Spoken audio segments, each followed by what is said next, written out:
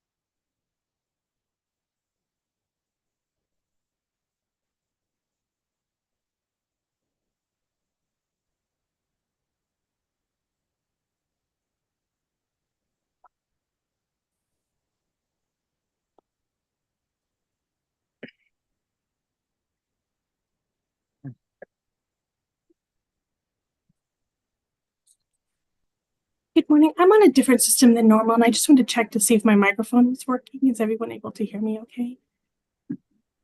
Okay, great. Thank you. Yes, you're working.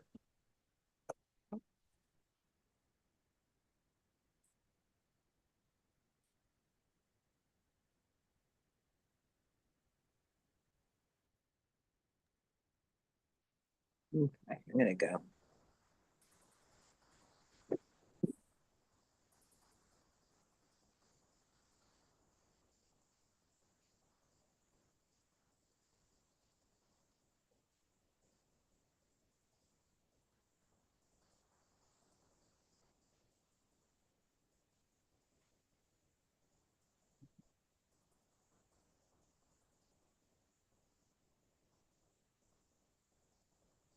Want to go back out? You go out. I'm gonna be leaving pretty soon, so take your moments.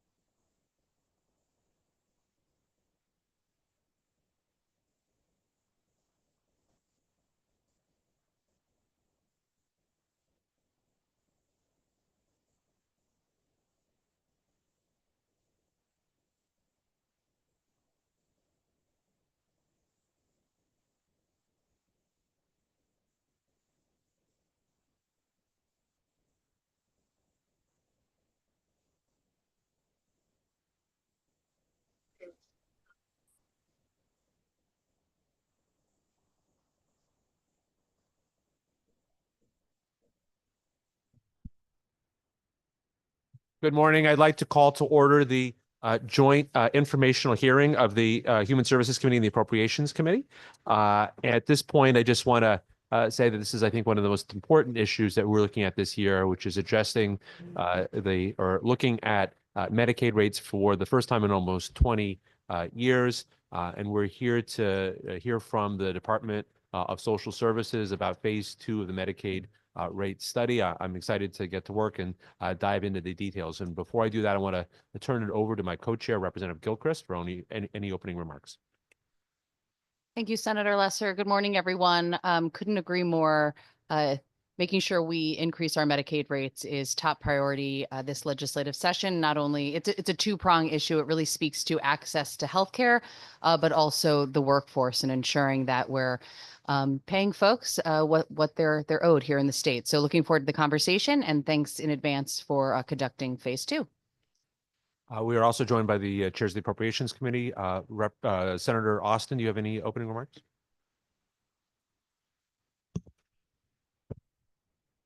I think we just need to get to work. Representative Walker. Good morning and ditto. Thank you. And are there any ranking members who would like to have this? Yes, Representative Nuccio. Thank you. I've been going through this report and looking at it, so I'm anxious to get into it in some more detail and figure out what options there are available to us. Representative Case, you're online. Any comments? No, looking forward to hearing explanations of the report. Thank you. Great, thank you. And with that, I'd like to invite Commissioner Barton Reeves up to give your presentation. Thank you very much.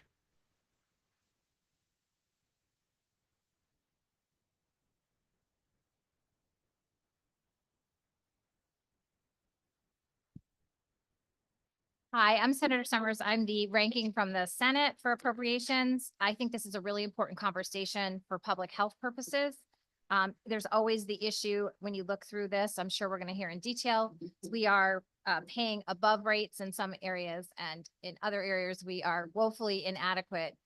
It seems to be on the higher, more complicated delivery of services. So I'm looking forward to hearing not only what we're going to do to raise up perhaps those areas, but are we going to revisit the ones that we are overfunding to see what kind of offset that is? And it's important that we have this detailed conversation because so many of our residents here in the state of Connecticut are Medicaid recipients. So I'm looking forward to getting started and welcome what the commissioner has to say. Thank you. Thank you, Senator. I'm sorry for skipping you over. You apologize for that. Commissioner, good to see you. Yes, thank you. Good to see you as well. So good morning to the chairs and the ranking members of the House, excuse me, of the Human Services. And Excuse me, Commissioner, could you move the microphone closer to you? Or I'm trying. I think it doesn't move. This is what it's it's Can you anchored. slide So over? I'm going to try to get closer to it since it won't move closer to me. So we'll try that. Thank you. Is that better? Yeah, much better. Thank Okay, you. thank you. So good morning to the chairs and the ranking members of Human Services and Appropriations. I am Andrea Barton Reeves, the Commissioner for the Department of Social Services. I'm here today with Nicole Godburn, who is our fiscal manager at DSS, who really is the subject matter expert in our rates. And she actually will be walking us through the details of the rate study. And then together we will answer any questions you might have. And in addition to that, I just want to let you know that we do have the authors of the study who are available. They will be online and they will be walking through the study along with Nicole. And then hopefully we can answer any questions that you may have. So thank you. So I'll turn it over to Nicole. Good morning. As the commissioner mentioned, I'm Nicole Godburn, the fiscal manager for reimbursement and certificate of need with the Department of Social Services. I turn to the clerks because I believe we have Julia from Myers and Stauffer, and the slide deck is loaded that we want to walk you through today. This is going to give you a high level look at recapping phase 1 and taking a look into the details of phase 2 of our rate study. And I believe Julia is online to walk us through the initial slides. Yes, good morning. I'm Julia Kachiva. I'm a director with Myers and Stauffer. We can go ahead and move to the next slide.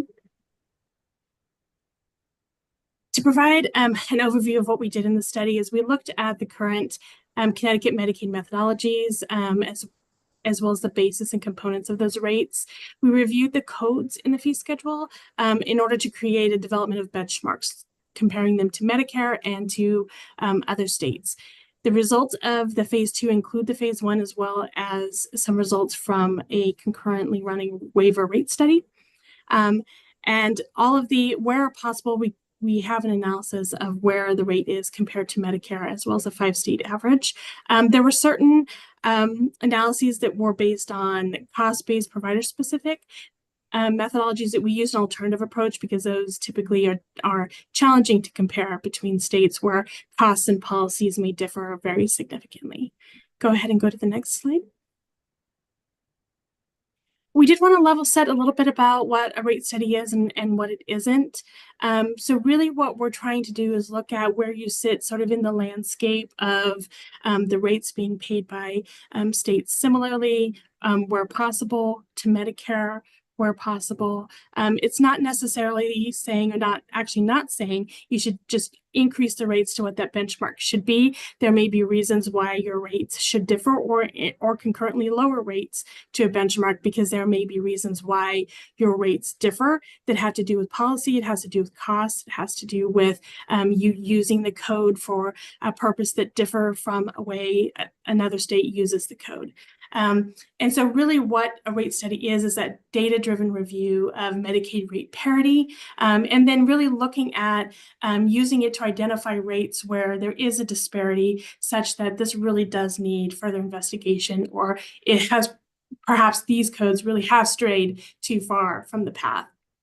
Next slide. We were able to compare codes representing about 81% of the expenditures. The majority of the codes were benchmarked to Medicare. Some codes clearly were not, in a large part because Medicare doesn't necessarily cover every service that is covered in Medicaid. Medicare has a lot of analysis and work that goes into the establishment of the rates, so they tend to be the more equitable benchmark in a lot of ways. And whereas the peer states, which included New York, New Jersey, Maine, Massachusetts, and Oregon, a lot of those rates, similar to how they are in Connecticut, can be shaped by a very specific state policy or changes that occur over time, or like the evolution of healthcare over time, and may not be reflective of your state's experience. So that's why we tend to try to do Medicare first, and then the 5-state comparison where Medicare is not available. And in some states and in some codes, there isn't a benchmark, either because the code's not used by Medicare or the other states, or the codes are used so differently. Even though it's the same code, people can use them very differently, even using different providers or provider qualifications, such that the comparison is not meaningful. And so we wouldn't benchmark in that case. Next slide. So this is a summary of the phase 1 results, looking at for the services that were included in the phase 1, what the current expenditures were, what they would be if benchmarked to 80% of Medicare, for the ones that can be compared to Medicare, 100% of the 5-state comparison for those. Any expenditures that would be what we would call our non-matched codes, which were, like I said, the ones where we couldn't match them, or it wouldn't be a meaningful match, and then what the difference would be if they were increased to that benchmark rate. Next slide is phase 2. And phase 2 had a lot of services, so it's spread across several slides. But again, these are the fee schedules along the side, current expenditures, what they would be at the benchmark. You can see that many of these, like I said, we were able to benchmark to Medicare, and we only show the few to the 5-state average where that wasn't available. And you can go to the next slide, which is the rest of the services. At the bottom, you will see that there's not benchmarks. Those services are the ones where we did an alternative analysis because they were based on provider-specific or cost-based rates, or they have certain complexities in the rules that make comparing them to other states not meaningful enough or accurate comparison. If you go to the next slide, we have the sort of the summary total. So this is totaling phase 1 and phase 2, what the current expenditures would be, what they would be if they were increased either to Medicare or 5-state, depending on which they were benchmarked to. and then what that total increase would be. And we did do state share, and I want to say we did use 50%. Obviously, there are individual services and populations that receive a higher FMAP than that. We did a more conservative, just at 50% across the top. Again, and I want to emphasize that, and that is because this is an estimate of an estimate. So we're not saying increase everything up to the benchmark. And so trying to be really specific about what the FMAP is for individual services on an estimate would not really be a particularly meaningful number. Next slide is, like I had mentioned, we did some alternative analyses to provide some comparison without establishing a benchmark. These were used for services where cost-based rates were used. There was a utilization of grouper software. There was no Medicare comparability, and other financing considerations that just made establishing an actual numerical benchmark not meaningful. That included chemical maintenance, FQHCs, hospice, inpatient hospital, ICF privates, outpatient, and psych residential treatment. The three bolded, FQHC and the hospitals, I have slides to go into them a little bit in more detail, but all of this is, of course, included in the report. You can go to the next slide. The first one is looking at FQHCs. So Connecticut does break out rates for medical services, behavioral health, and dental. Not all states do that. And states have a lot of flexibility in way in which they establish the scope of practice for FQHCs and how they reimburse them and whether or not they use an alternative payment methodology. So looking at this, we tried to sort of, with all those caveats, this is still where Connecticut is in comparison. And we looked at what the minimum rate, the maximum, the median, and the average rate is in each of the peer states that had a similar rate and where Connecticut is in comparison. And you can see primarily Connecticut for FQHC is paying less than the peer states.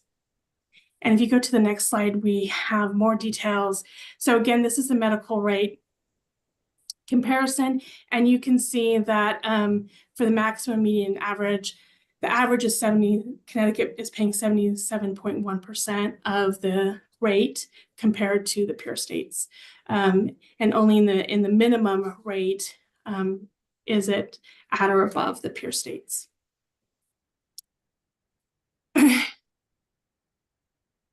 And for the dental, and it's the average of comparison is on the far right side.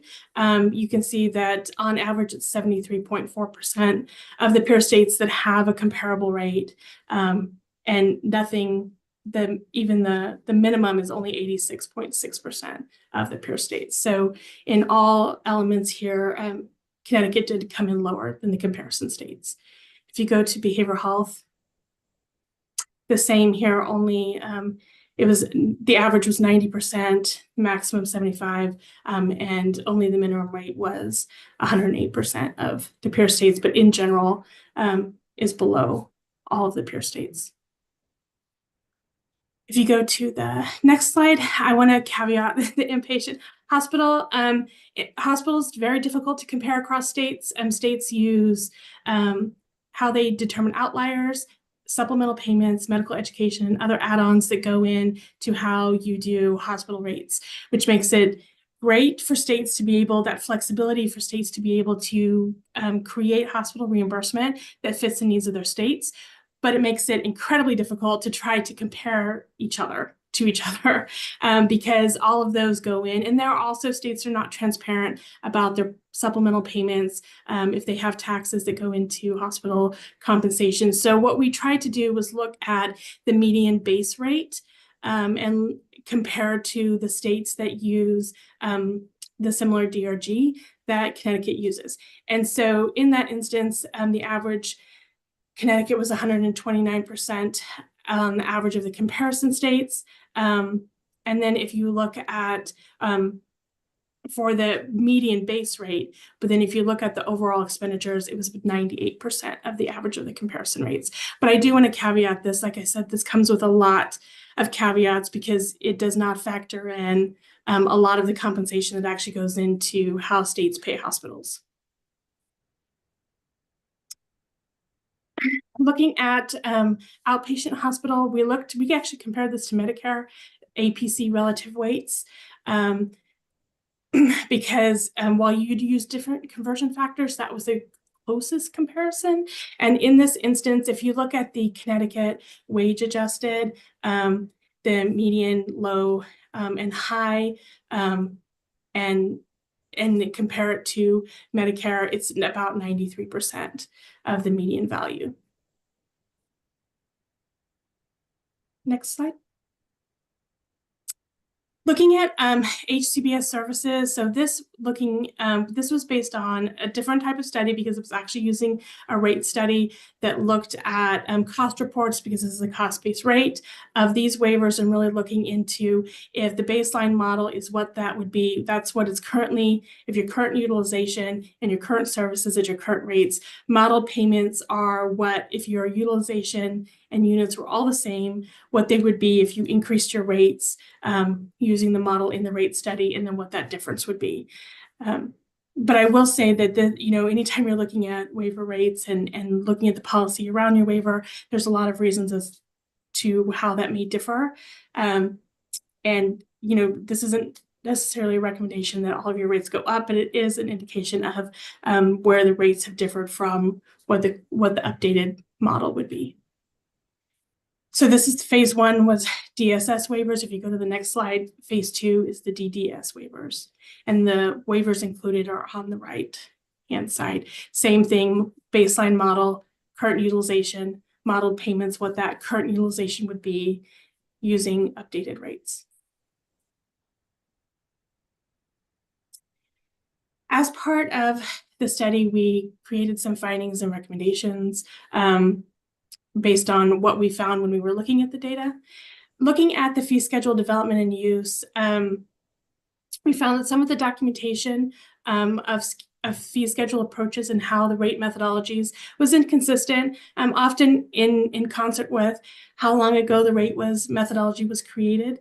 And some of that just gets lost over time, and also inconsistent in the frequency of implementation of updates across fee schedules. So not necessarily even updating one fee schedule, but when you're updating, using sort of a rational approach of sort of updating all of them at one time, and that not happening on a consistent.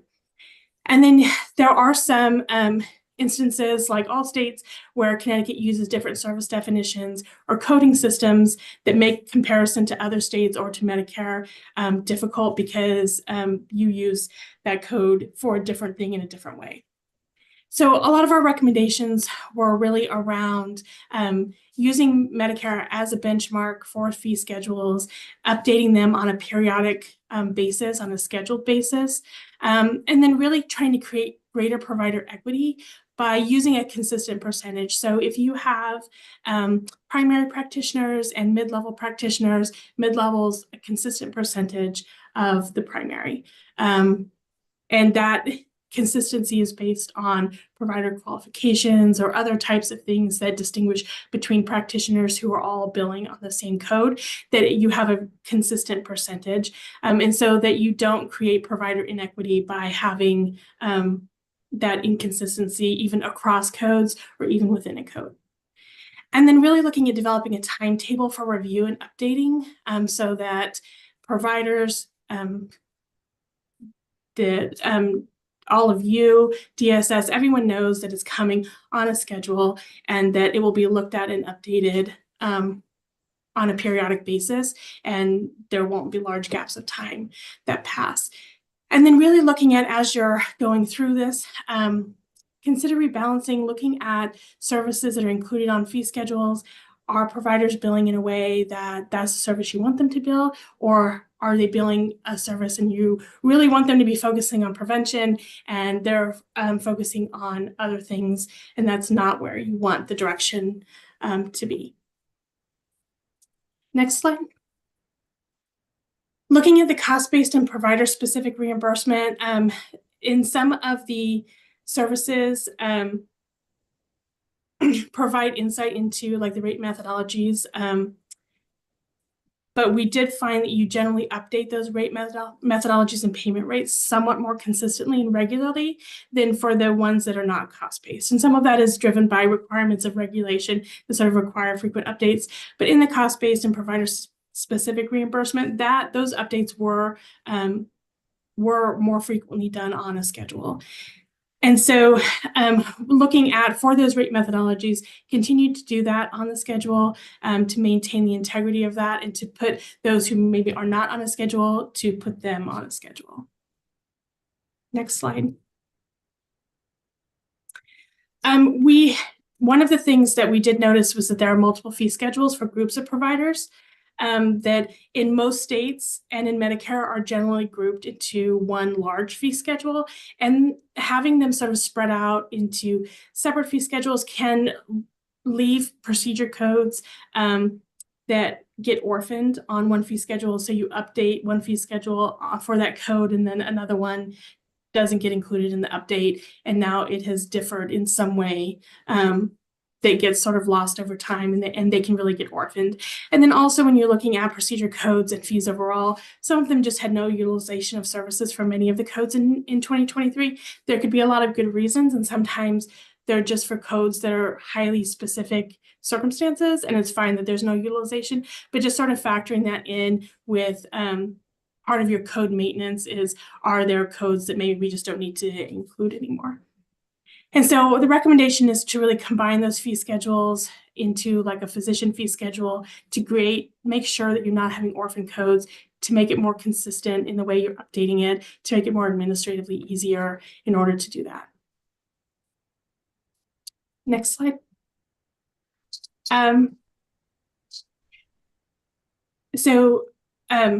We actually spoke quite a bit with DSS on access, and they currently are actually using they do closely monitor access to services using geomapping and other tools, and looking at some of the when members have a complaint, they seem to be really effective at being able to resolve individual complaints. And so one of the recommendations is really when you're looking at investments or when you're looking at rebalancing or changing policy, that you keep an eye on making sure that your member experience and access to services isn't changed adversely anytime you're making any of these changes or updates. So just make sure that you're continuing to strengthen access. We also noted that DSS has a lot of ad hoc initiatives. They're in the process to address specific needs. And so our recommendation was to consider expanding the implementation of those various types of payment methodologies for different categories of providers that are really driving the goals and incentives that you're looking to create quality. So if your focus is on prevention, then you're looking at, let's focus a lot of our efforts on how we can look at creating value in prevention and things like that. Next slide.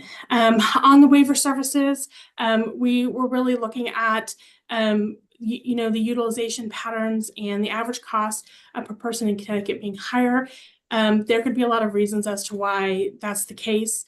And like I said, waiver services in particular is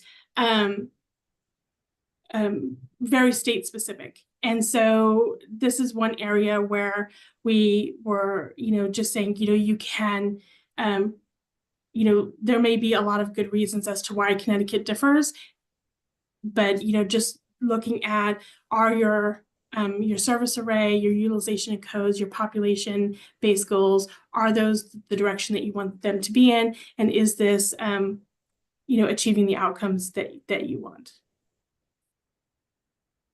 Next slide. So I will turn this back over to Nicole for the next steps.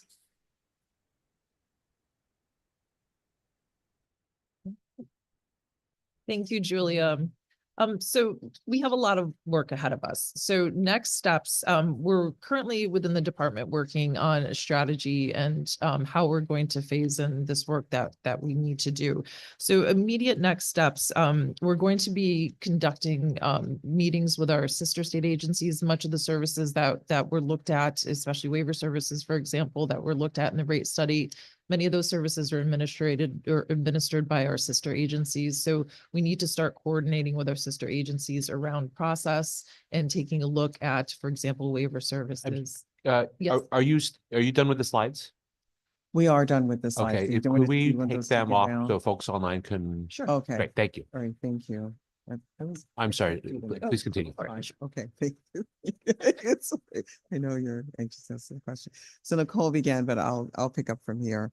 She was right in saying that we are speaking to our sister agencies because not only obviously does our budget cover what we provide at DSS, but also at some parts of DPH, DS, and also DNIS as well.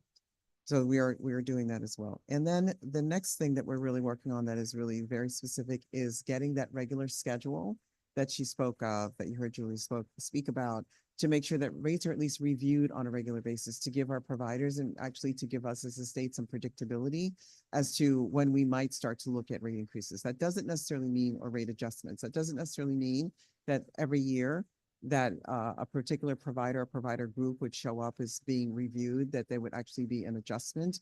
We would have an opportunity at least to look at it. So, there are many sort of bottom line messages in this particular report, but one of them is that we don't have a consistent way in which we look at rates. And that really is what's feeding into many of the challenges that we have in making sure that we have appropriate provider access, that there are specific provider groups that have less opportunity to be heard with respect to rate parity than others. And this is, I think, is not really the way that we want to be able to continue to manage rates in the state. So that is really one of the major takeaways from this report. And then specifically, of course, then we have the discussion about specific providers. And I'm sure you have many questions about that. So I'm going to just ask if we could get into those, and then that way we can try to answer those for you. So some of our next steps also include looking at other states and the ways in which they also provide a rate schedule. Nicole has done a lot of research in this space. I don't know if you want to speak specifically to Maine, perhaps, and maybe some of the things that they've been doing. Sure. So Maine actually conducted a similar rate study to what we did here in Connecticut. And the results from their rate study were to develop a very highly structured and coordinated process of how rates are reviewed and looked at. They have actually put together a very extensive website and coordinated a cadence where, for example, one section of the program will be analyzed in 1 year. There's a committee process, there's a review process, recommendations are made, and then in the following year, a different section of the program is analyzed. So there's a very known and predictable cadence for providers to understand when their process, when their section of the program will be analyzed and looked at. And it's a public process, it's very open, and there's a cadence to that where folks have an ability to weigh in and make comment and decisions to be made on those particular providers moving forward. Right. Which is very different, obviously, than what the manner in which we set rates now. Then on the next slide, you'll see that we do have some more specific recommendations, and those include establishing rate parity for behavioral health. There still needs to be, we think, some significant investments made in behavioral health, and we do have some of the reasons here. It's available for individuals of all ages, but we also know that there's a specific increase to some of the services that are only available to children. So that means that when children then get to an age where they can lose access when they become adults, we have this gap. And that gap is really where we see a lot of young adults fall off and then really get into some very critical conditions with respect to their behavioral health. There are also some specific physician fees. We know that there is a challenge with respect to access to specialists in particular. And so in looking at some specialist groups, and again, this is where we're continuing to do the deep dive, we think that it would be appropriate to start some adjustments if they're made with some of these physicians groups. So we know that particularly when people need to get access in the Medicaid space to radiologists, to oncologists, and to other types of specialties, particularly some types of surgeons that the rates are not adequate for people to get good care consistently and get it in a timely manner because of the inadequacy of the rates. And we'd like that because particularly as we think about more investment in primary care, because we're also thinking about the rate study, these two phases of the rate study and our overall approach to rate setting as a preventative measure and to make major investments and more investments in primary care. Because when people get good primary care, then we know that diseases are found earlier and people can live longer and healthier lives. So that is why we think that investments in primary care along with specialty care make a lot of sense. We do want to continue to base our rates as a percentage of Medicare. And we did hear Julie say that in where that is appropriate and where it's available, we think that's really the base that should be used. That's not always the case, particularly when it comes to FQHCs and other providers where those are just not available. So that would not be possible, but at least it gives us a benchmark, and it's a consistent benchmark, and it's also one where there are other forms of information available from the federal government that allow us to really test the veracity of those rates and be able to make sure that they're consistent with a long-established program, which is Medicare. We also want to continue to access our current monitoring tools to see if there are ways that we continue to provide better access and resources for members. You did hear Julia say earlier that we think we do a good job when members tell us that they're not getting access to services in certain areas. That could be geographic areas or it could be areas of care. And then we do pivot. The challenge around that is that we believe that we could be actually a bit more proactive around that. And the rate study can be a very effective tool in helping us to do that. And finally, we do certainly want to review and continue conversations around alternative payment methodologies. And that's a very broad term. It's usually used in the FQHC space, but that can also include value-based payments and other ways in which we compensate and incentivize providers to provide quality care. We have a small version of that now, and some of you may know this. It's called PCMH Plus, and that is actually sort of a bit of an incentive for providers to get care. And then they actually get to share in the savings if they meet certain quality measures and they meet certain payment measures. That seems to be it's one of the ad hoc things that they reference in the report that could be expanded in a different way, or we could develop other kinds of value-based payments and alternative payment models that can not only better compensate our providers, but also add to care and allow us to deliver better quality care. So that's specifically where we are with our next steps. That actually ends our presentation, our more formal part of our presentation. So we're happy to answer any questions that you might have.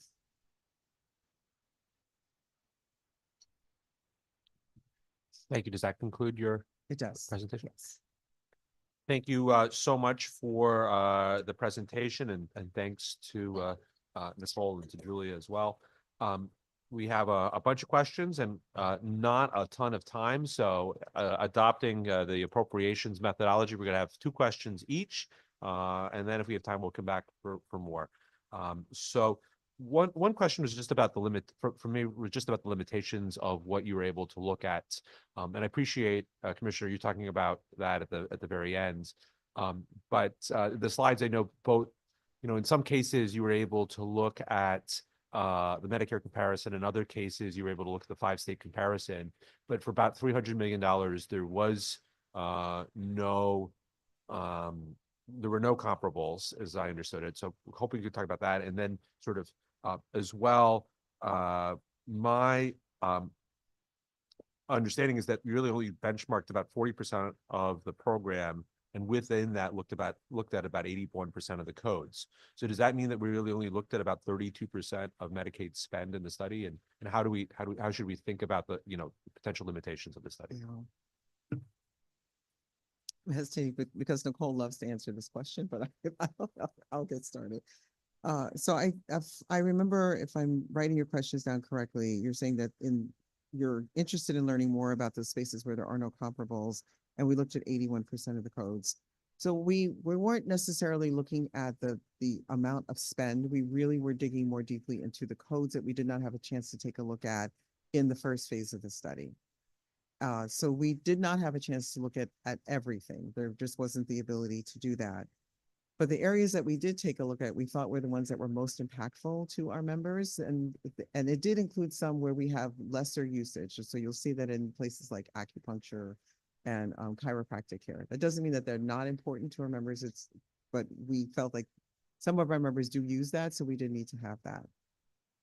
So Senator, quite honestly, I'm not sure there'll ever be an opportunity unless we had a year and many, many more resources to look at every single code. So yes, there are some that have been excluded. We did have to make a decision about which ones would be included and which ones wouldn't. So it doesn't cover all of the spend. No, it doesn't.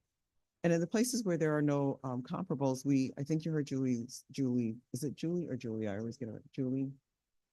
Thank you. I always get that wrong.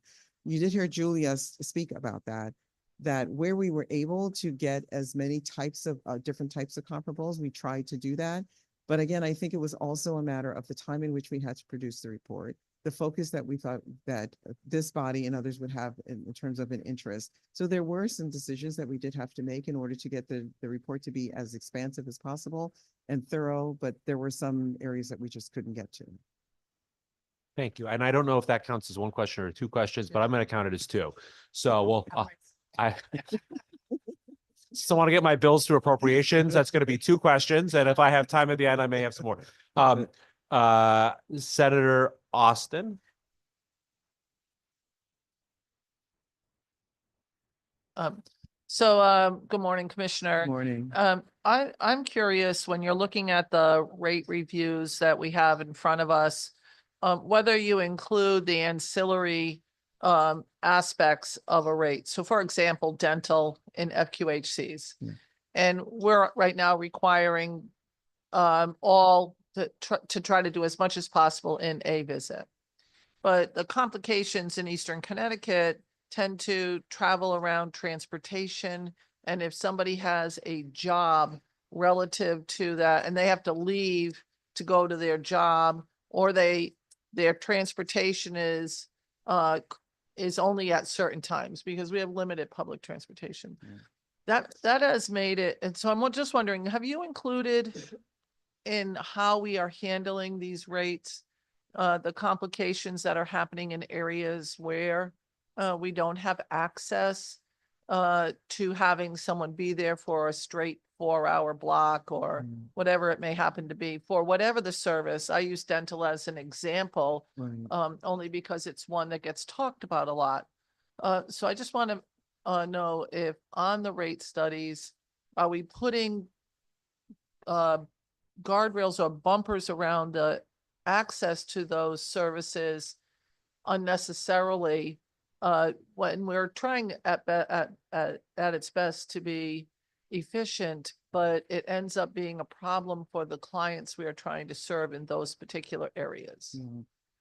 So the answer to that, Senator, is no, that these particular rates only measure the encounter rate that we pay and any other money that we pay to FQHCs for these particular services as compared to the states that we chose to compare to, right? The 5, and we chose those 5 for a number of reasons. They're pretty similar to us demographically in terms of the sizes of our state budgets, the number of people that we serve. There are other criteria that we use for those particular states, but they don't include any of the other ancillary factors that you said truly that affect the way in which people access care. Right. And that's probably one of the things that we need to think about when we now have this data, right? Right. That speaks for itself. And then go back. So when we're looking at how to make a rate adjustment as a state, at least we have this foundation, and then we can go back and we can consider, well, what happens to someone who has to make multiple visits to an FQHC in order to be able to access an appropriate amount of care for their needs? Should that be built into the rest of our rate? And then how would we do that? Understanding that with FQHCs, and I know that you know this, we have a number of federal limitations about the ways in which they can be compensated and their rates can be set. But one of the recommendations does include the exploration of an alternative payment model, and that would give us much more flexibility to do exactly what it is that you're suggesting, which is to not just look at the encounter rate, but also look at different factors that might impact a person's ability to get access to care, and then be able to shape payment and compensation around those factors. But this particular report doesn't do that. Okay. And just to be clear, I'm not asking for us to try to fix the complications of the federal requirements, but we have, as a state, put some state requirements on some of these services, which are difficult to meet for some services. And my last question is relative to behavioral health, and mostly behavioral health relative to new types of medications. And one of them is I was lucky enough to go down to Representative Walker's area on a place that a group home that does a lot with schizophrenics who are departing the Department of Correction. And the medications that go to them in the Department of Corrections for schizophrenia were older in and I don't mean the individual doses, I mean an older type of medication. And so I'm wondering, and the newer types of medications have less side effects relative to mental health.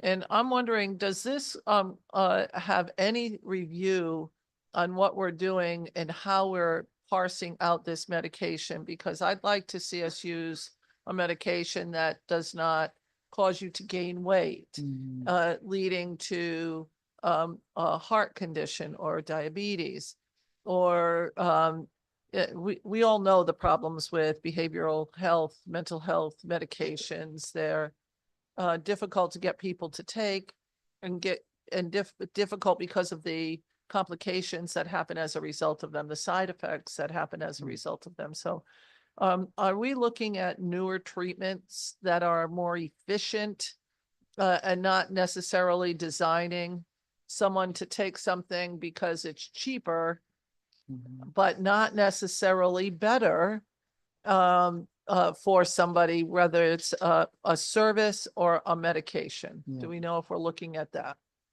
So we don't look at that specifically, and it wasn't looked at in the context of this study. There is another board that does look at all of the formularies that we can use in specific drugs that we can use under Medicaid. That is an independent board. It does that review. I think that we understand that that's a concern. I can bring that back to that board to have that conversation with them, but that isn't something that we specifically cover. What is both disheartening and hopeful about what you raised, though, is that if we get our Justice Involved waiver approved, right, by the feds, then that will allow us to have more flexibility to address the very specific issue that you raised. But for right now, I can bring that back and see what we can do about that. And the name of the board is? What's the name of that board? If you could send it to us, getting us the name of the board. Yeah, we can do it. Yes, we can. And that would be great. I just, you know, what I was finding at this one group home, and there are a few of them around the state, that treat people who are discharged from the department with mental health concerns. I mean, we've started using our prisons as quasi psychiatric facilities, right? So the fact is that they were weaning them off of the medications they were on in the Department of Corrections in order to give them a better medication that didn't have the side effects associated with it. And I just really want to make sure that we're not doing something to do something because it fits in the confines of our budget and not is necessarily the best thing for the people who would end up with long-term consequences as a result of that.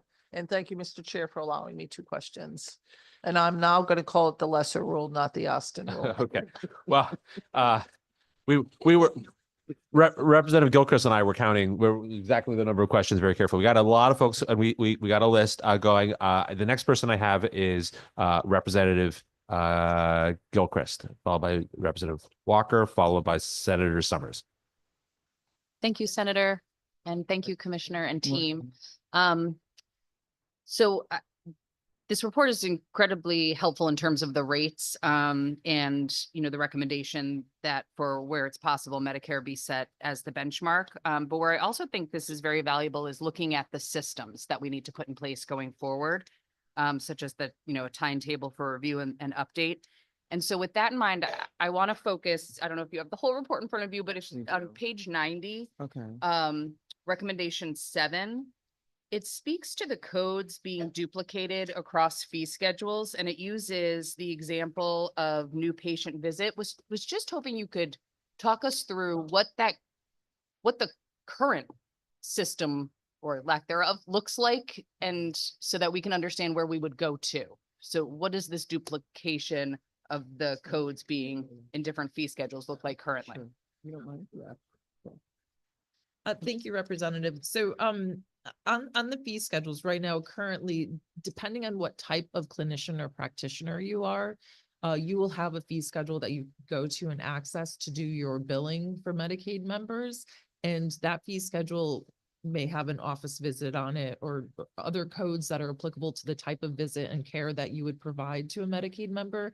So you would target that fee schedule and then go through that fee schedule and bill off of that, the various codes. So because we have lots of different types of clinicians and lots of different types of doctors who practice and participate in our program, there's many different fee schedules for them to access. What the rate study is recommending is instead mimic what other state Medicaid programs do and consolidate it down into one fee schedule that no matter what type of practitioner or clinician you are, you have one easy to access fee schedule with the codes listed on there so that you can access and bill directly. It's much more administratively easier for clinicians to do it that way. The work that requires that to happen, though, is being mindful of various rate levels, depending on what type of clinician or practitioner that is, and making sure that the compensation and the rate adjustment is appropriately compensating the doctor or clinician for providing that service. So it's more of an administrative function to narrow it down to one more or less master fee schedule that's easily accessible to no matter who is practicing medicine. Thank you. Would there be the same complication if the base was the same for all providers? So if we were to rebase to the same year for everyone, would that still be a complication? It's administratively easier to do when you have one master fee schedule versus multiple fee schedules like we do right now. To Julia's point that she made earlier, what happens is if you're targeting a rebasing to only one fee schedule, you've accidentally orphaned or left off the exact same code that's also on another fee schedule for a different clinician or practicing group. So what happens is you start to create that disparity when you have multiple fee schedules that you need to maintain that may share all the same common code, but yet you've only focused resources towards that one fee schedule. So the rate study is recommending to consolidate into one and then make those adjustments so that you're not doing just that. Otherwise, to your point, if we kept individual fee schedules and a rate was adjusted, we'd have to identify, okay, that code is also on, 8 other fee schedules, and we need to ensure that it's not orphaned or left off and its adjustments are made that way as well. Thank you. Thank you very much. Representative Walker.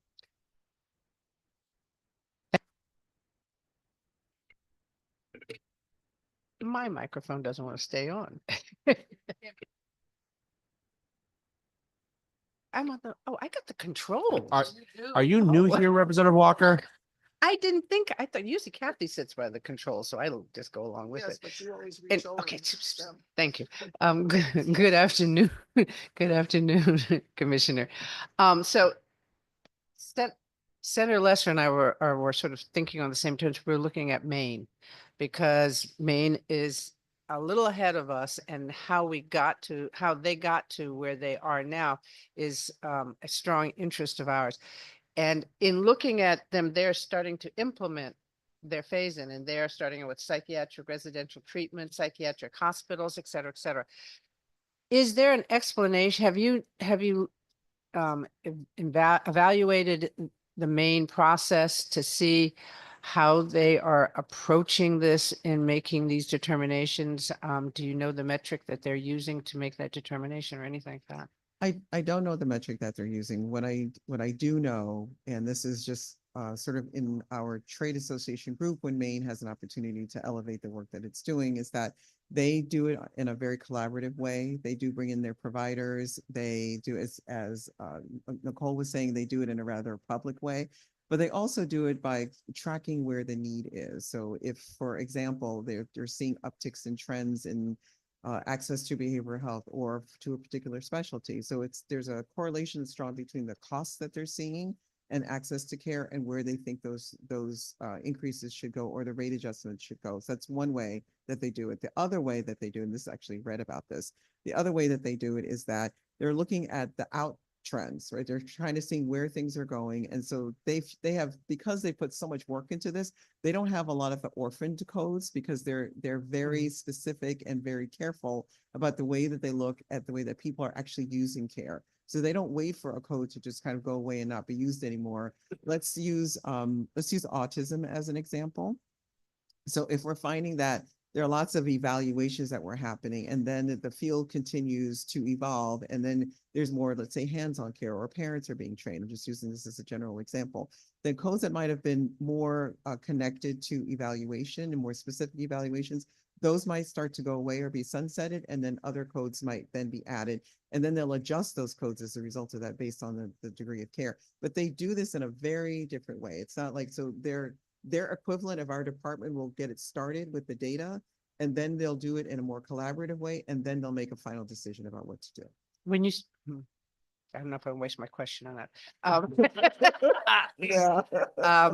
I would like to, if you can get more information for all of us, we would really like that. And maybe even have a Zoom call and just sort of talk a little bit, because we're good to listen to people. And I mean, this is not a unique situation, I'm sure, across the country, but regionally we all have some similarities, and trying to look at it, because to me, it's a large mountain, and determining where the most need is going to be very hard, because it could be driven by, as my co-chair says, by geographic area. But then it may not end up, it may end up causing a reduction that we're gonna have to run back and plug in. Right. So I'm concerned about that. And then the other part I'm concerned about is, how do we acquire the data in order to validate what we are going to do? Because we're struggling with that too. So I'm not going to have another question. I want to hear what Maine is doing. If any way, shape or fashion we could do that, I would appreciate it. Thank you. Thank you, Madam Mr. Chair. I only did one question. And actually, Representative Walker, I can quickly answer part of that question for you. Bill Halsey, our Medicaid director, and we had an opportunity to speak with the Medicaid director of Maine and ask that very question. And we're happy to give you more information, but to sum up, essentially, they were policy decisions around and how they structured what they approached first, what parts of their program. And it was really based off of policy decisions that they in their Medicaid program wanted to address, in ensuring that care and delivery and access to services for their members. So they took it from that approach on what parts of their program they look at first, and how they created their schedule and their cadence. And they were very generous and supplied us with lots of information. So we're happy to share that and pass that on. I really am fascinated, because psychiatric treatment beds is number one. That's the first process. And, you know, I'm not, please, I don't want to get anybody angry, but sometimes it's whose advocate or whose lobbyist is the loudest. And that, to me, makes me uncomfortable. Not that I love all lobbyists, so please don't attack me. But I just worry. Oh, shut up. But my real concern is the people of Connecticut, and that's I just would like to hear how they sort of deafened that sound and drilled right down. So thank you very much. Thank you for that. Thank you, Madam Chair. Senator, when we may have to do a road trip to Maine. Senator Summers. Yes, good morning, and thank you for the presentation. It's very detailed, and I think for people that are possibly watching, it's a complicated system, to say the least. So my questions, I think prioritization on, how you can help us formulate a way to prioritize what should be looked at or addressed first. And within that prioritization, will you be, I don't know if you can answer this, recommending that where we are perhaps, I don't want to say the word overfunding, but higher significantly than some of our states that you did a comparison, would you be looking at a reduction there so that those monies could be used in other areas where we are underfunding. I'm concerned about legislators creating the priority list because we all have our own particular interest or as Representative Walker said, are contacted by different lobbyists. But I do know in speaking with certain clinicians that haven't had increases in years and years, if they do not see an increase, they will not be able to provide services any longer. And I think that has to be part of your priorities. I can think of, there's many women that get their mammograms read for radiologists that haven't had increases. And at some point, there's a tipping point where they just won't be able to provide those services, which will significantly impact access to care here in the state. So this is more of a comment.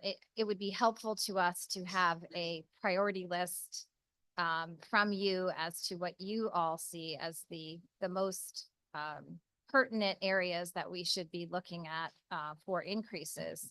That being said, I think that nursing homes are a big issue here in the state of Connecticut on the reimbursement. And when I was looking through this report, if you look at page 69 on the comparison, one thing that was startling to me is that our reimbursement in a 5-state comparison, even Massachusetts, our neighbor, was significantly higher in their reimbursement than we are here in the state of Connecticut. And then when we look at Oregon, which I don't know how many times we're compared to Oregon and what Oregon does, we are woefully inadequate compared to Oregon and their reimbursement for nursing homes. So I'm just, how did that happen? Or how can you explain why we are so low compared to our neighboring states and Oregon? I mean, we're getting reimbursed I think it's $97, and Massachusetts is $344, and Oregon is $478.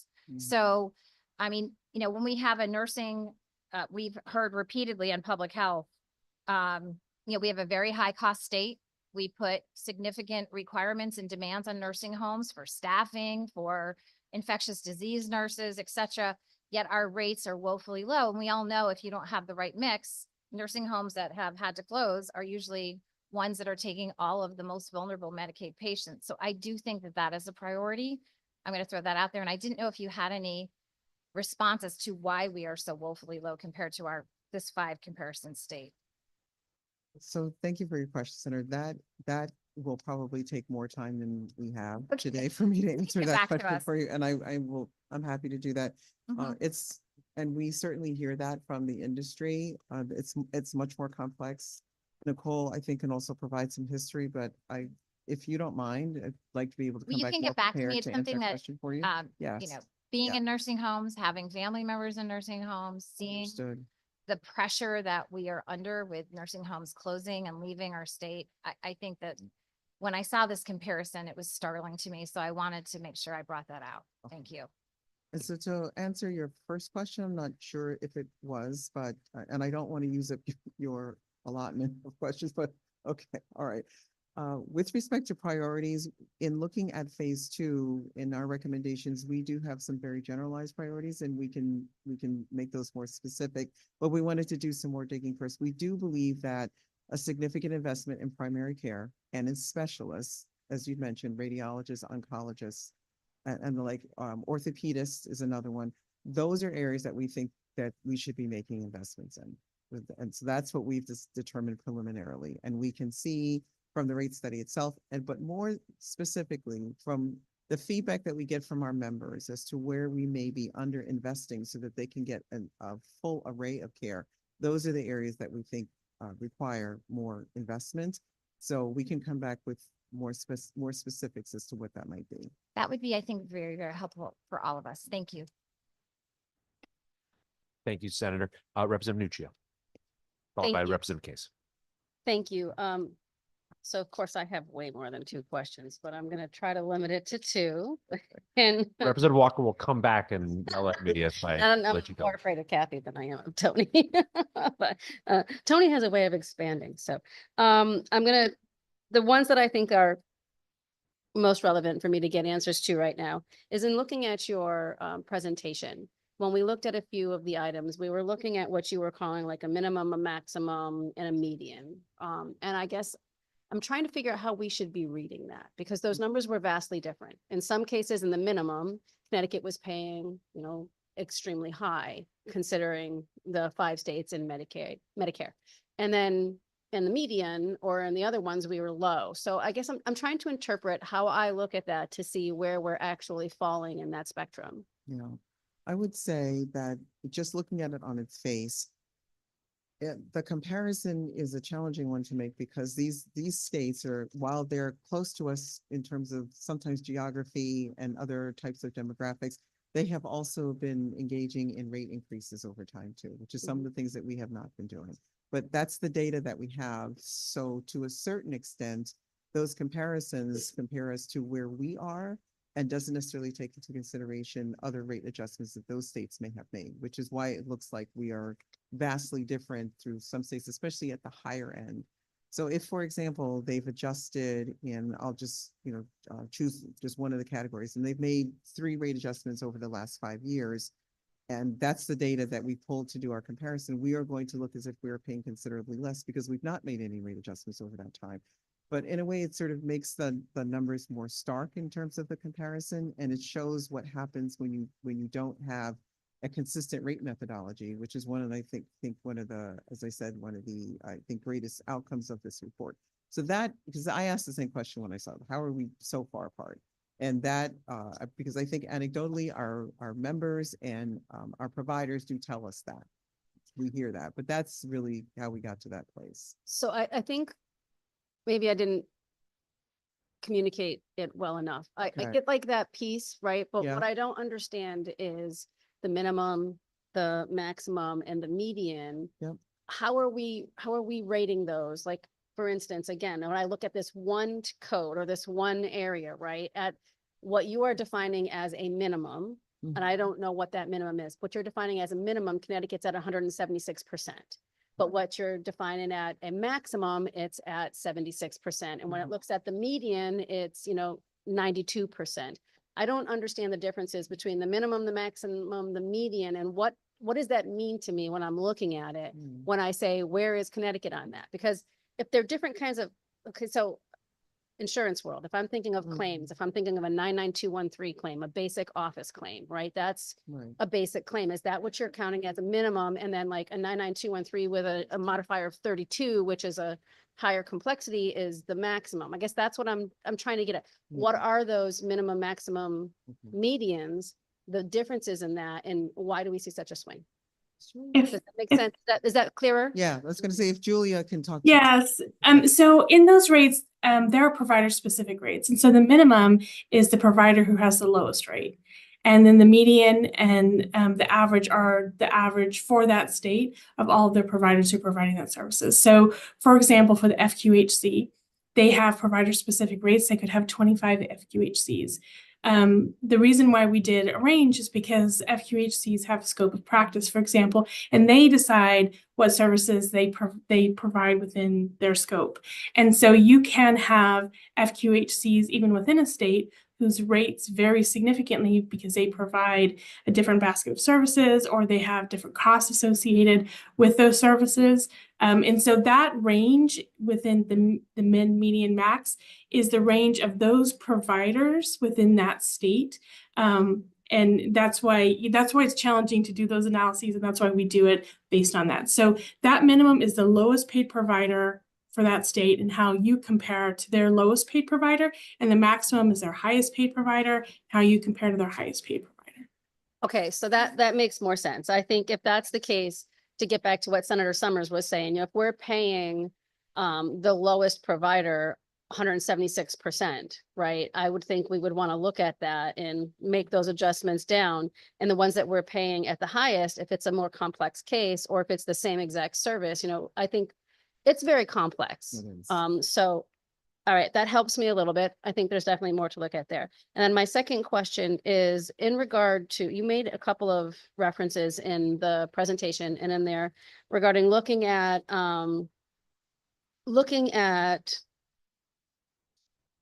for instance, rebalancing and incenting and looking at monitoring tools. I got a report, that's the first time I ever got here in the state, my 5 years here, that actually showed our Medicaid spend by benefit, by benefit summary. So inpatient, different complexities in that.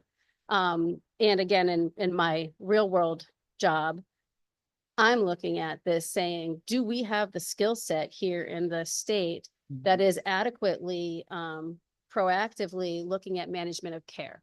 You know, everybody in this room knows that Medicaid rates are, Medicaid payments are through the roof right now. We're blowing out the budget everywhere on that, right? So do we have the skill set to really proactively manage healthcare, like you mentioned, and look at rebalancing and incenting for behavior? Because this is it's a million person plan, right? So Yes, it is. does the state have that, Yeah. that expertise right now? We have it partially internally and then with our administrative service organization partners. So we don't do it all on our own. We have 3 partners that we work with that help us to manage, I don't want to use that term, but help us to facilitate our program, to stay away from the other term, and right, and help us to make those types of determinations and gather all of that data for us. And I will say that recently, as we've seen the increases, the significant increases in cost and spend, we have been spending a lot more time asking them to be very, very specific with us as to what is driving that spend. So, and we do have folks internally who've been doing this for a long time, and Nicole's group in particular, the rate setting group, is also looking at that along with our fiscal team. So we have a combination of people who can do that.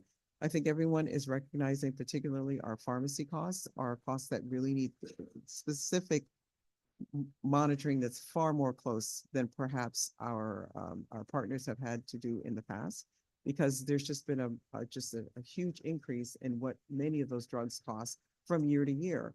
And that, as we know, is not just in this state, but it's across the country. It's federal. It's across the country. So yes, we do have the ability to do that. We are actively pivoting to make sure that that happens in a more active way. We do. Okay, Yeah. I'm glad to hear that, because Yeah. I think that is a big piece of the conversation that we have to be having here is, medical cost management and how we get people healthier to reduce those costs. Okay. I would just like to say, the last thing that you guys talked about, I absolutely think that there should be legislation put forward from the community here to have a regular review schedule, to really look at these rates in a regular occurring basis, as you said, whether it's by subset or different providers in that.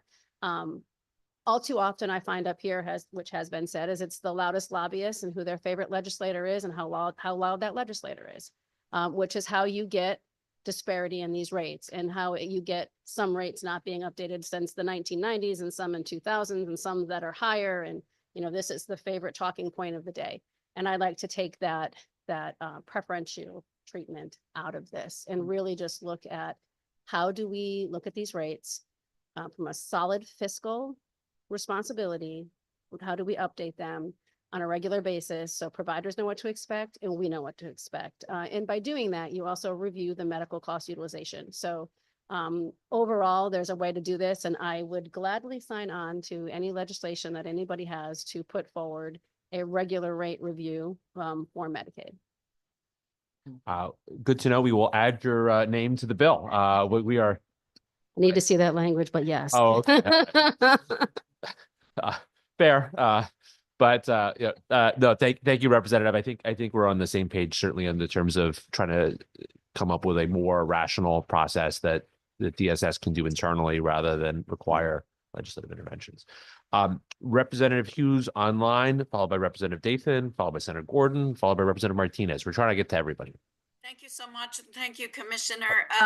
One of the things I wanted to ask you about for the benefit of our colleagues and the public, does Medicaid rates include care coordination currently? Yes, in some instances they do.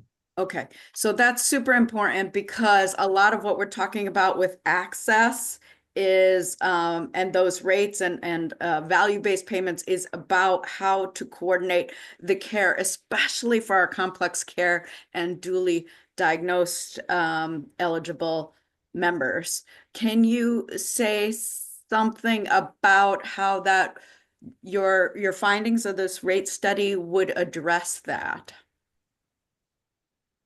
I want to make sure I understand your question, how the rate study would affect care coordination? Right, if that was measured in terms of, yeah, if that was measured in respect to other states or other, especially for, like I said, our duly eligible or complex care members. So if a rate that was analyzed for a particular type of care included care coordination as part of that rate, then yes, it was part of the study. It wasn't specifically broken out. Okay. Care coordination versus the direct delivery, let's say, of medical care. Mhm. One of the bits of feedback that we get fairly frequently from our primary care providers in particular is that they would like to provide more care coordination. That's not necessarily included in their fee. You know, they have That's their right. fee for service, right? So they don't have that. And that's one of the ways in which I think we could enhance care with a value-based payment, right? Which is to be able to do that. But in some of our home and community-based services, care coordination is part of what's delivered in the delivery of care. And if that's within the rate that's paid for that provider for care, then that's also included and not necessarily broken out in the rate study. Okay, I'd just like to keep us mindful as we review this, that can be an incredibly important part of how we both, apply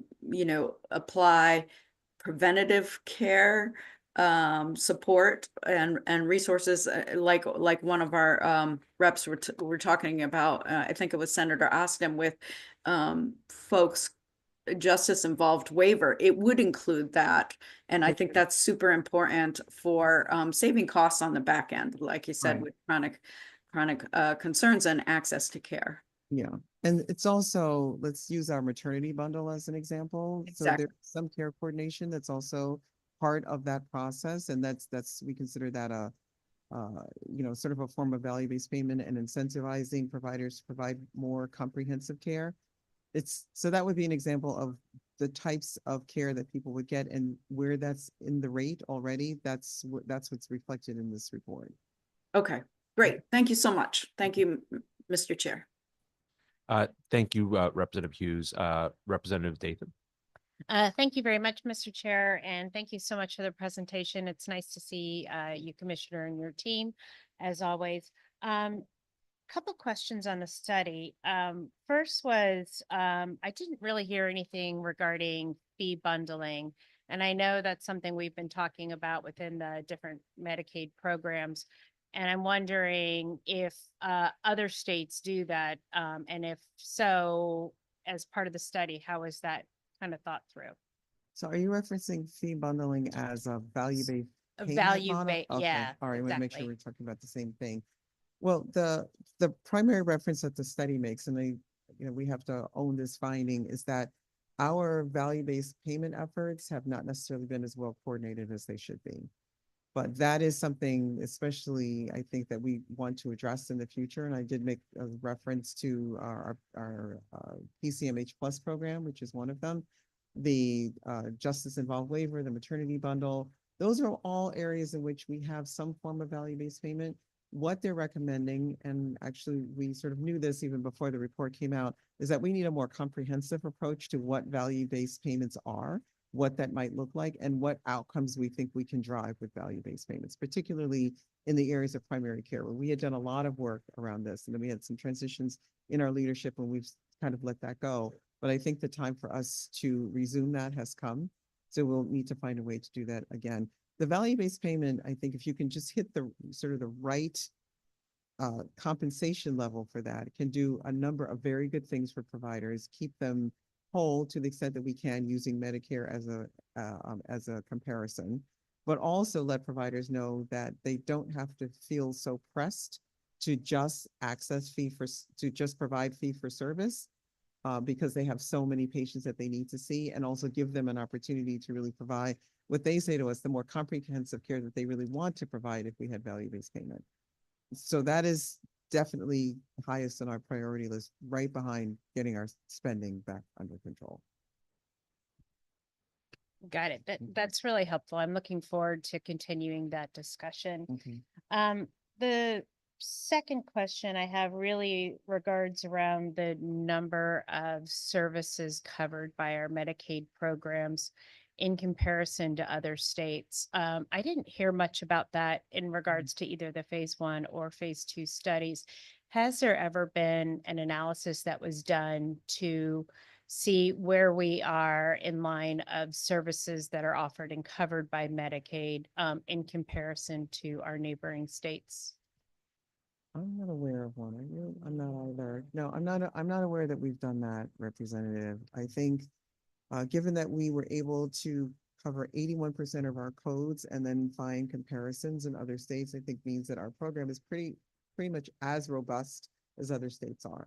There are states that made different decisions about how they're covering folks that are not documented and the extent to which they're offering other services and covering other types of services and supports.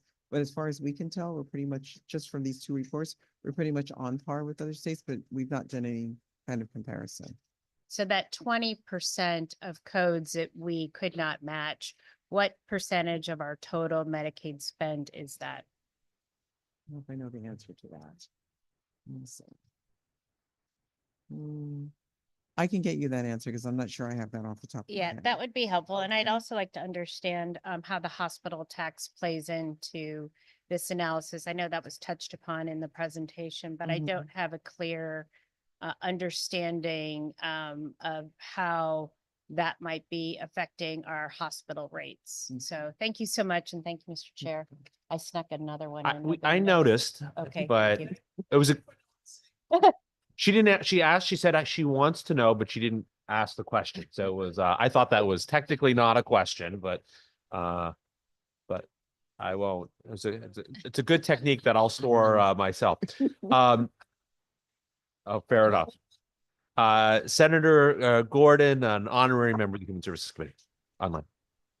Well, thank you, Mr. Chairman, and I'll try not to get in more than 2 questions, even though I have a long list of them. I'll reserve them for separate. And thank you, Commissioner, and for the consultants for the presentation.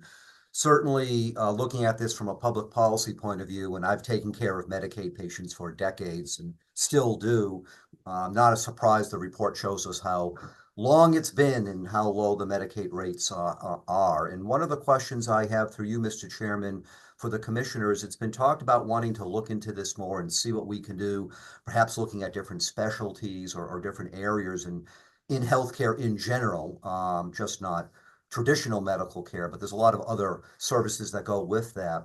And my concern is if we take time to do that, that could add even more years and the problem will get worse and worse. What time frame is being looked at with regards to further study of this? Because the problem has really become more and more acute and problematic.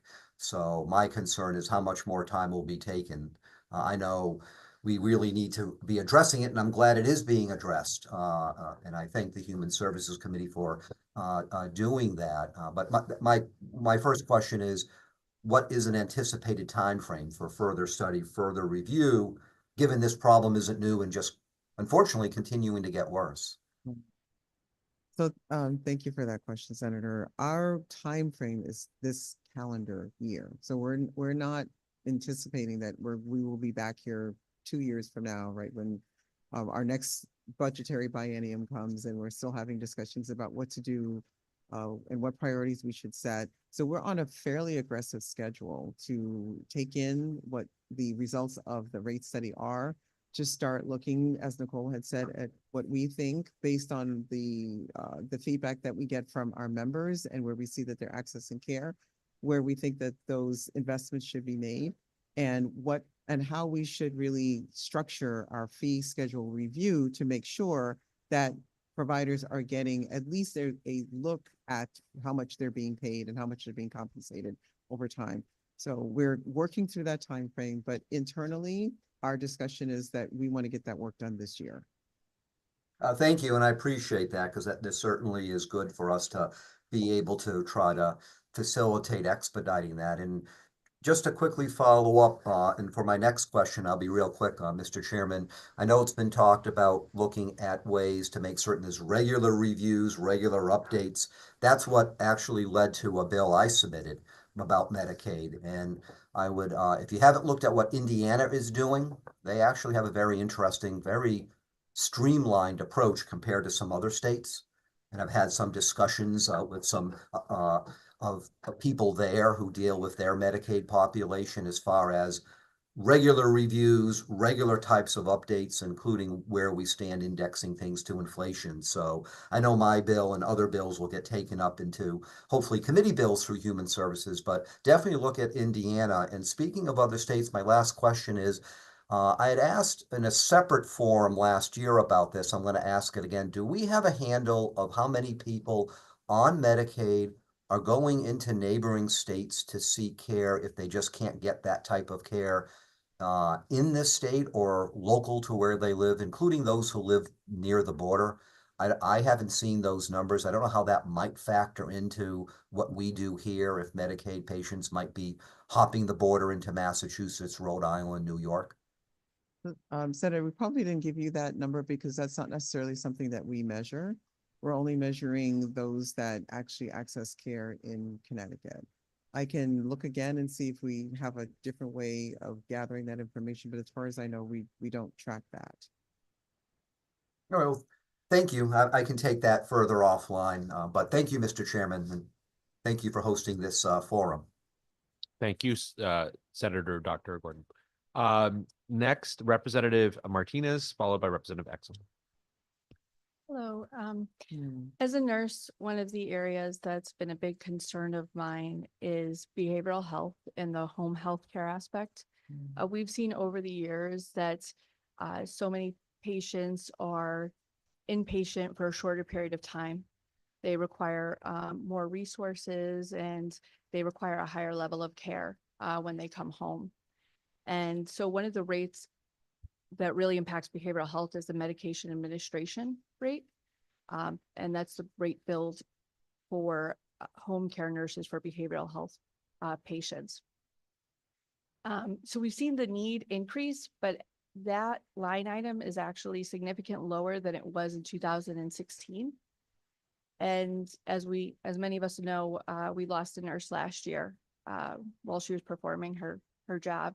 And the legislature, I believe, did a great job at stepping right in and coming up with needed safety measures. But to be able to carry those out, that line item is really concerning to me. So I was hoping to see it as a priority. I didn't see anything about the medication administration rate being studied comparatively to other states. I'm not sure that it was. I was just wondering if that was being looked at as a priority item. It was not necessarily, I don't know if I want to say this or not a priority, but it wasn't one of the areas that we specifically looked at when we got all of the results back and saw where we think two things happened, where we may have had greater disparities in the way that other states are paying as compared to what we're paying, which really was the driver in phase one, right? So we saw that's how we made the decisions about behavioral health. And we also did that looking at where the greatest need was. So I can actually take that back, Representative, because it wasn't one of the areas that actually sort of rose to the top with respect to what it was that we were looking to add more resources to. It was really more primary care and specialty care, because that's really where our members were telling us that they were having the greatest degree of a lack of access. But we can go back and look at that again. But the safety piece, I think I want to separate that from the med administration piece, because I think we're talking about two different things. We did have, or maybe not, I'm just looking at you to just try to understand what, I know you can't ask me more questions, so I'll just try to do the best that I can. So for the safety, we actually did have the $6 million that we were able to allocate through this body for safety measures for nurses and other visitors, so other visiting health professionals that went into homes and provided support. So that fund existed. And we did have providers that accessed that fund, some more than others. But that fund was funded by ARPA dollars, so that will necessarily wind down at some point. With respect to the rate for med administration, that's something that we can bring back and take a look at as a priority. Thank you. Okay. Thank you, Representative Martinez. Representative X. Thank you so much. Good afternoon. I just had a question. Just wonder if you could expand a bit more on the comment around the gap when the changes in behavioral health services go from a child as they approach adulthood. If you could expand on that a little bit, please. Yeah, I'll do my best. It's really, I have far less of an understanding of that than, let's say, our DEMIS commissioner does. So I'll bring that back to her. But we do have, fortunately, even more so, a more robust system for children who are, infants, so we'll say very young, right? So ages 2, 3, 4, all the way up to age 18. And we actually at DSS, we've added beds to Children's Hospital to be able to have more inpatient care. We have urgent care centers for children. We have more of a network for children up to till they get to the age of 18. After that, those kids move into the adult system. And we know that not just in this state, but in other states, that system is not adequate enough. And our healthcare providers tell us this, to actually be able to handle the number of people who, let's say, are in the childcare, in the child behavioral health system on day 1. And then in that month, they turn 18. So now they're in the adult system. It's much harder for them to navigate because their parents can't be a part of that process. And that's part of the barriers that sometimes children find. They're 18, they have to give their parents permission to get access to their medical records. And then if we have other people who are ahead of them, essentially in line, who have more severe and chronic mental health conditions, they will be seen before some of our other patients will be seen. So there's always this triage that's going on, and that's part of what's happening. And we essentially have fewer resources throughout the state and throughout the country. It's a crisis across the board where that gap exists. If children, and then the last thing I'll say about that is this, that if children are also in families that are DCF involved, there's more opportunity for some of those kids to get some more access because their families are DCF involved than children whose parents might be seeking access otherwise. So there's more of an array of services around kids who are in those younger years. And then when they move into the adult, it's much harder for them to navigate it. Thank you. And also to piggyback off of that, and some of this was looked at in phase 1. So we're happy to raise up again the phase 1 portion of the rate study and get that to you. But in addition to everything the commissioner just said, in phase 1, we also identified that there's particular behavioral health services that if you're receiving those services as a child, the practitioner delivering those services gets an enhanced rate if you're a child. But then what we found was there was a cliff. So once that child has a birthday, and usually it's about 21 and becomes an adult, they still require that service. But now the practitioner delivering that service is no longer getting that enhanced rate because that person has had a birthday. So now there's a cliff that essentially kind of happens. And now that provider could potentially, we view that a little bit as an access issue, because now that practitioner is still needing to provide that service, but getting a lower rate for that person just because they've turned 21. So that was something we identified in phase 1 of the rate study, and we've drawn out here on our recommendations to take a look at that from a rate perspective. But we're happy to raise that portion of the rate study back up and get that to you. I would really appreciate that. Thank you so much. Thank you. Yes, thank you, Representative. It's obviously an issue for behavioral health, but it's also one for dental care and for some other fields as well. Representative Johnson, online.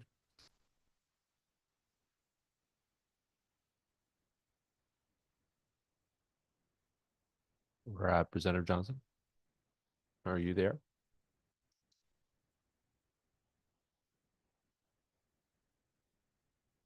You're still muted, Representative Johnson.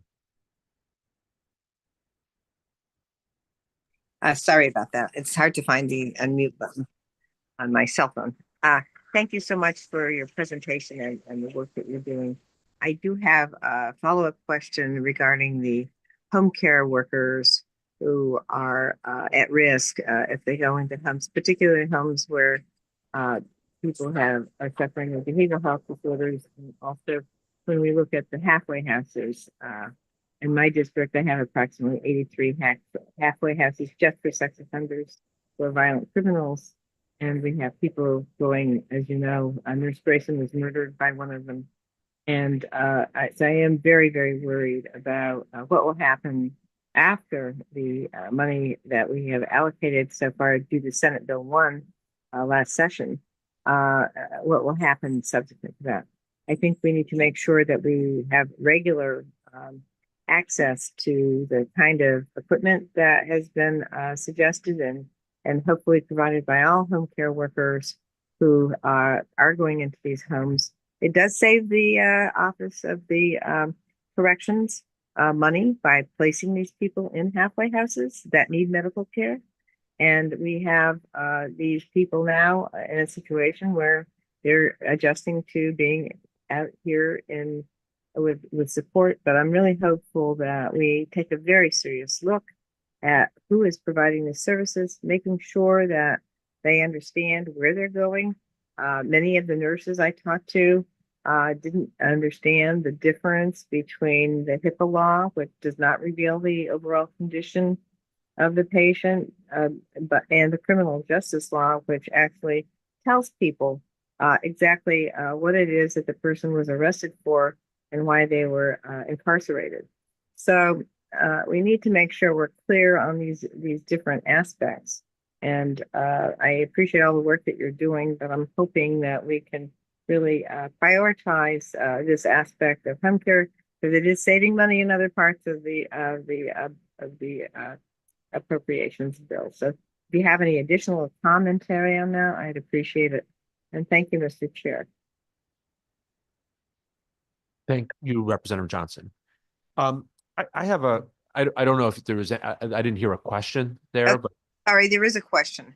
I want to know exactly how we're going to be planning for the care of people who are being visited by home care nurses and other home care professionals in these halfway houses where you have people who have had a history of violent behavior.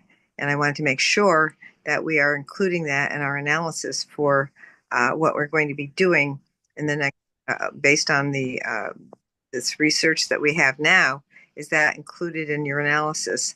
Or is that something that has come up subsequent to the request for the analysis that we're working on today? And is it something that we need to focus on more during this session, I guess is the question. Representative Johnson, I want to give the commissioner and her team an opportunity to respond. I think that's an important question.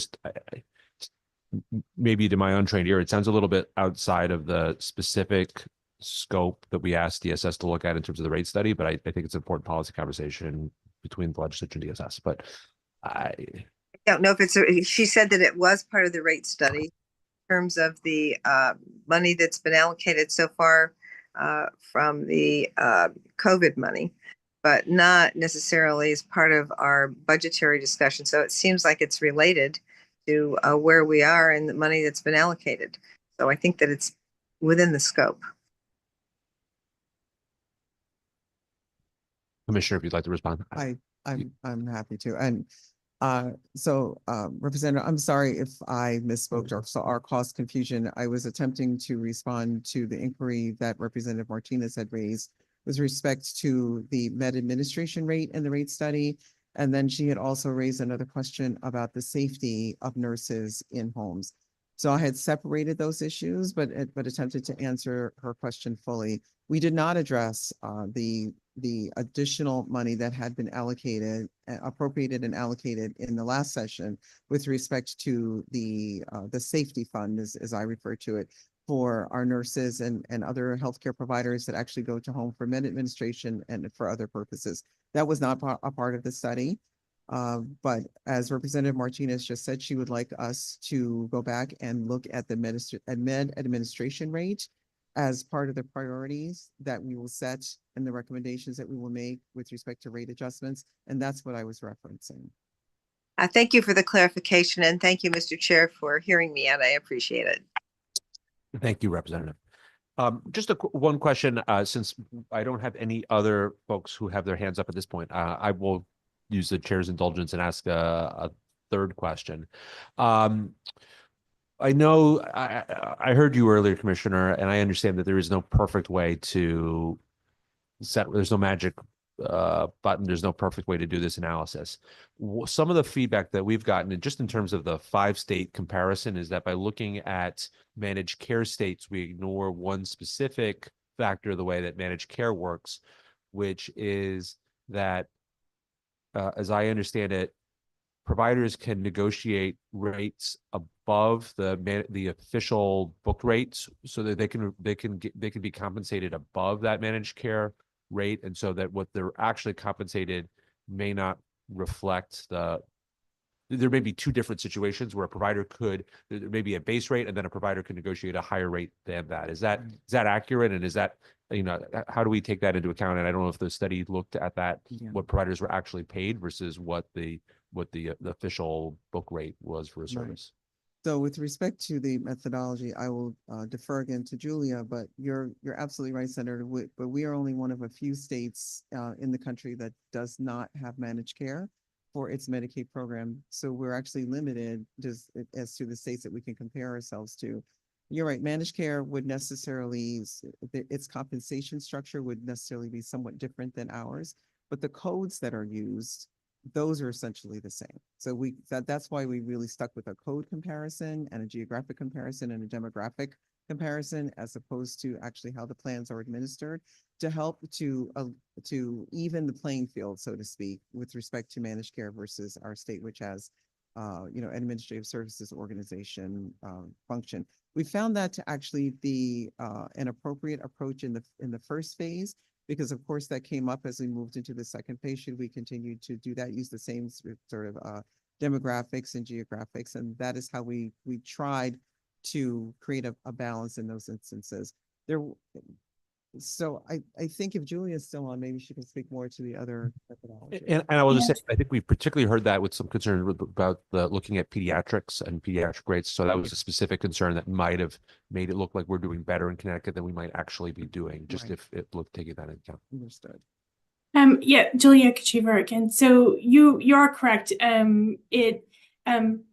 There are not very many states who are not managed, and the states who are would not be good comparisons based on population size and cost and income and things like that. So we did compare to the listed rates of states what is included in their fee schedule.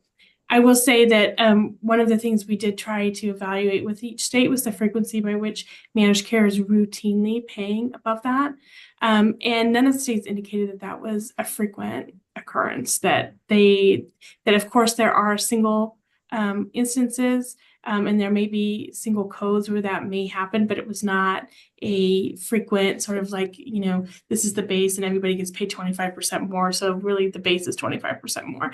That was not indicated. So that's why we say when we're doing a benchmark, we're not saying you should adjust it to that exactly. It's more of looking at where you sit in the landscape of rates. Great, thank you. Representative Gilchrist. Thank you, Senator. Two follow-up questions. One, with regards to Representative Martinez's question and Representative Johnson's conversation, on page 40 of the study, at the bottom, it speaks to 52% of expenditures for home health care being attributed to what looks to me like med admin, but then the med admin wasn't looked at. Is that correct? And is this directly related to the med admin conversation? So in terms of the waiver portions of the rate study, med admin is, it included service that we did look at when it came to the waiver portions of the rate study. So the DDS and DSS waivers. When it comes to med admin services, for example, that are provided, we know that we have, for example, visiting nursing associations that do bill off of a fee schedule.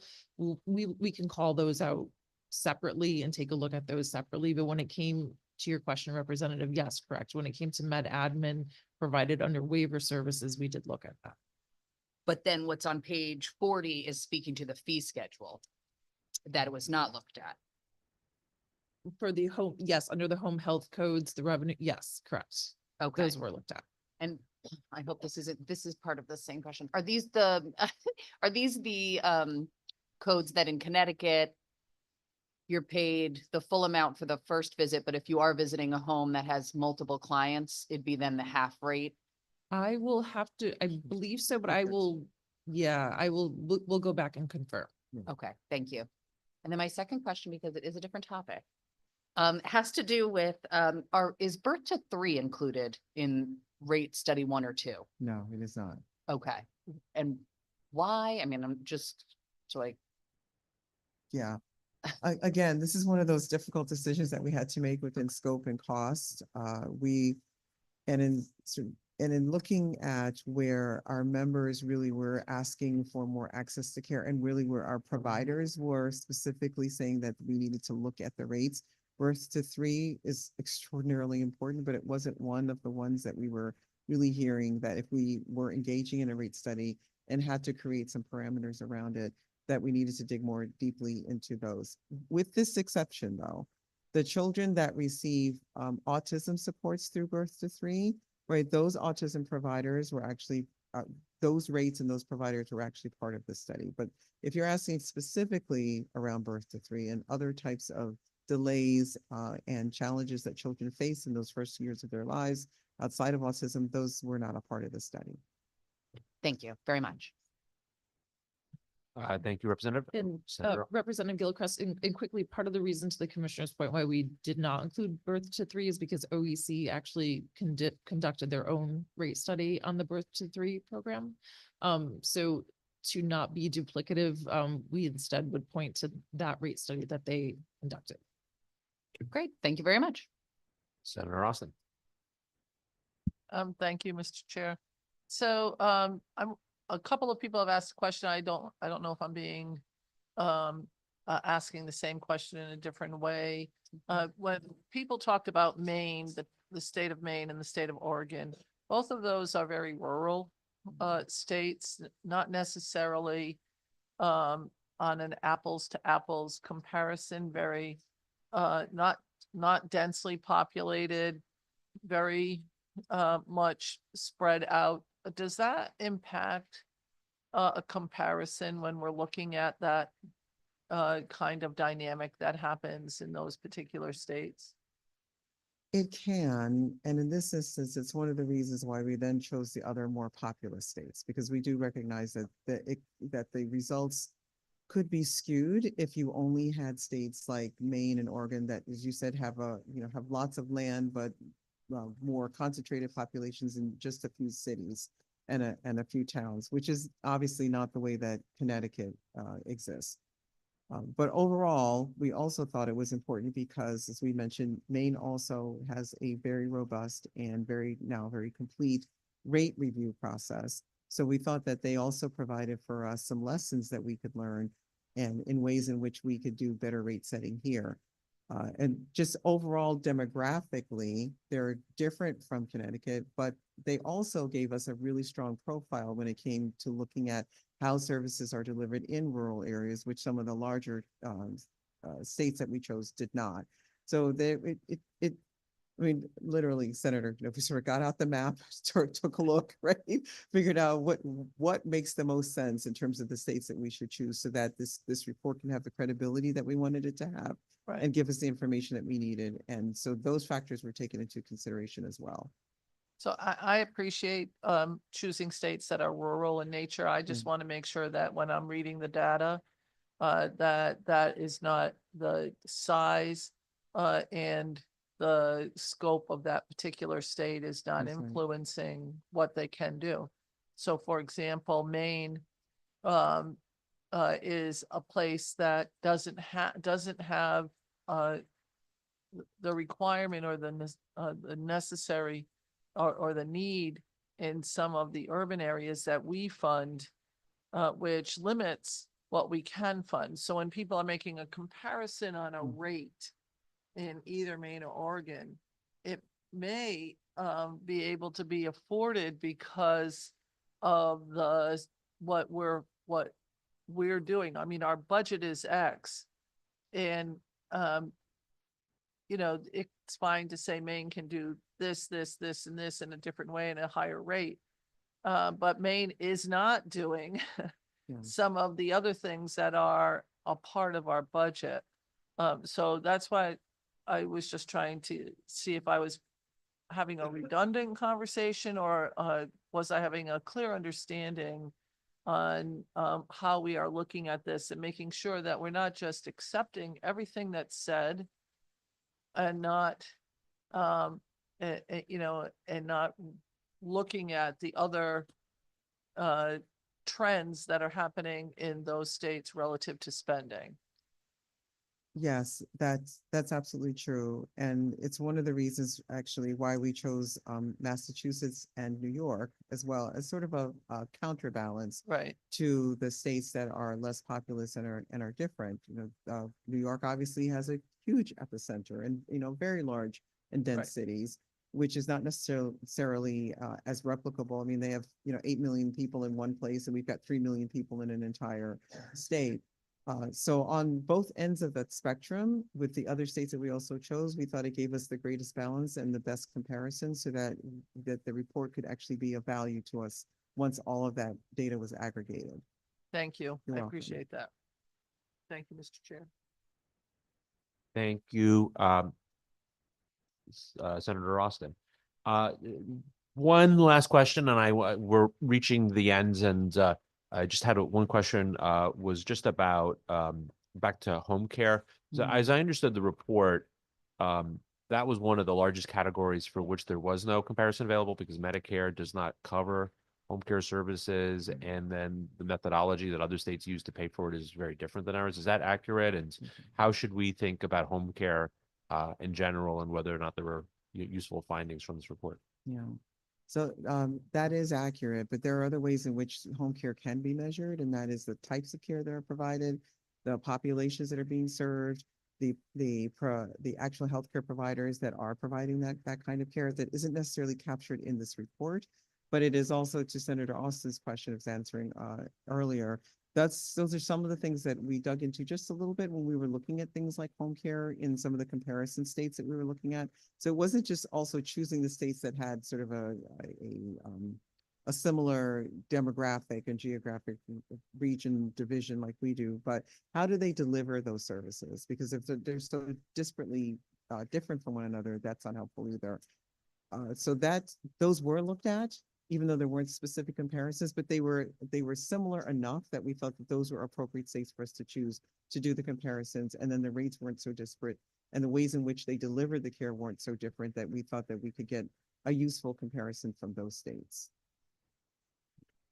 Thank you. Well, I know there's a lot of work to be done here. We've got a lot of different things that I think need to happen. I'm hopeful that we can get some real progress this session. And I know we're heading towards a budget announcement from the governor, and I'm hoping that the governor will choose to make this a priority and provide some real tools, both fiscal and then policy-wise, to help us help the department really take the findings of this report and operationalize them. So I'm hopeful that will happen, and we'll keep the conversation going. Thank you so much for your time this morning, and thank you online to Julia as well for discussing her work on in the study. So with that, I think we can adjourn the informational session. Thank you, Commissioner, and thank you, Tim. You.